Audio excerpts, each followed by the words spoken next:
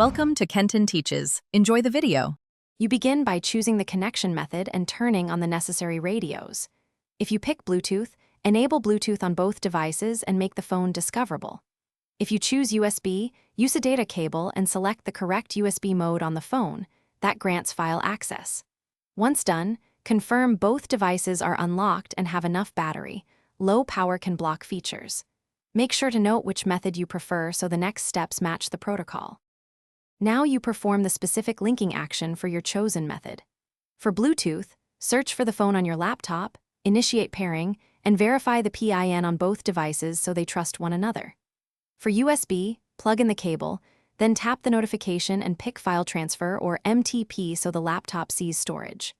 For Wi-Fi Direct or Hotspot, connect the laptop to the phone's hotspot or start Wi-Fi Direct on both and accept the connection. Finish by moving your files or using the app workflow you selected. Drag and drop in File Explorer or Finder, or use a transfer app for queued jobs. You should verify the transfer completed, check file sizes, or open a sample file. When done, safely eject the phone from the laptop and turn off hotspot or Bluetooth to save battery.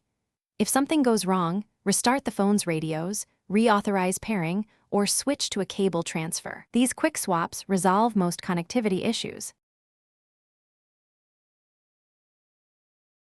Thanks for watching. Please subscribe if this video was helpful.